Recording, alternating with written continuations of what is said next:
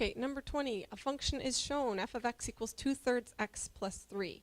What is the value of f of 12? Okay, hopefully you know by now that when you see f of x here, and then you're asked to find f of 12, that this just means to put 12 or replace x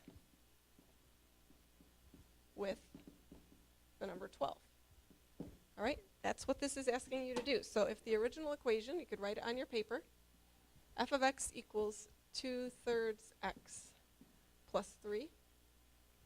Then to find f of 12,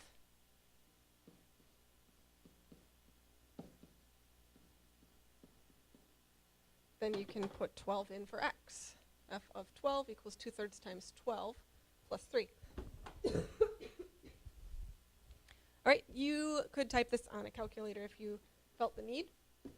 With that online calculator, if you're stuck using that, you could type 2 divided by 3, and then in parentheses a 12 or a times sign in a 12 plus 3. But really what we end up with here is 2/3 times 12 gives you 24/3, which is 8. And 8 plus 3 is 11. So f of 12 is equal to 11. And that is what you would need to type here. All right, number 21, let's see what we have here. This one I would use technology for, definitely. It says, a grasshopper jumps off of a tree stump. The height in feet of the grasshopper above the ground after t seconds is modeled by this function. H of t equals negative t squared plus 4/3 t plus 1/4. Okay, what this is, again, is a grasshopper hopping. Picture a grasshopper hopping, right? Isn't that how the grasshopper hops? All right, if we want to graph this equation,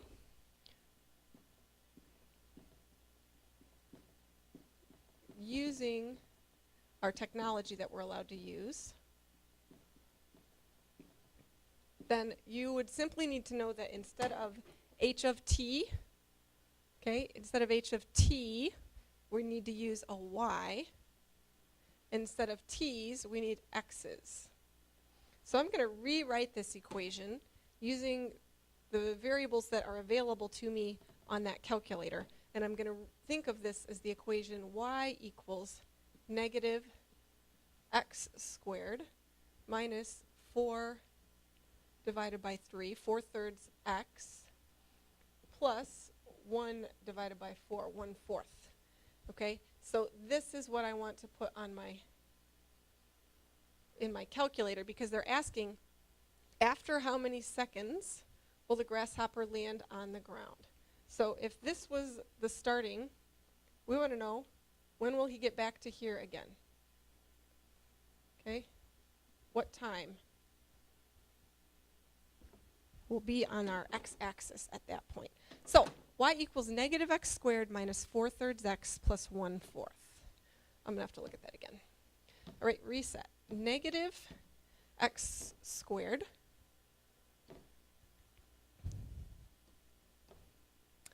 minus 4/3 x plus 1/4. Minus 4 divided by 3, 4/3 x plus 1/4. Was it plus or minus? Plus. Okay. So if I've put that equation into my y equals menu on this graphing calculator, I can look at the graph and see that I think I did something wrong. You might not know that, but I do. X squared, negative x squared minus 4/3 x plus 1/4. Oh, it's plus. Look at that. You would not know, but I knew immediately when I saw that graph something was wrong. This was the error I made. That is supposed to be plus 4/3 because it was plus over here. So let me go fix that. Okay, let me again tell you how I knew that immediately. Maybe you'll stand a chance. When I look at this graph, I knew it should be at time 0, it should be here. And then it should be doing this. So that graph, I knew something was wrong. Let's go back over to the y equals and see if I can back up and change that to a plus. Sure enough. Plus 4 divided by 3x plus 1/4. Okay, best bet is for you to write that on a piece of paper. That's what I should have done, since I can't see both screens at once. Okay, that looks better. Let's look at the graph now. Ah, that's pretty good. Okay, that's right, because what's happened here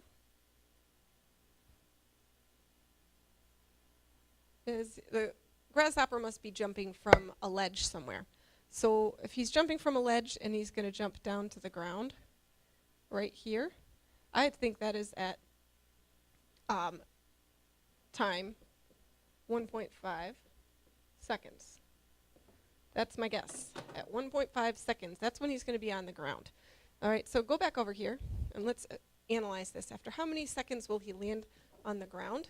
Let's say 1.5 seconds. But just to verify this, let's find h of 1.5.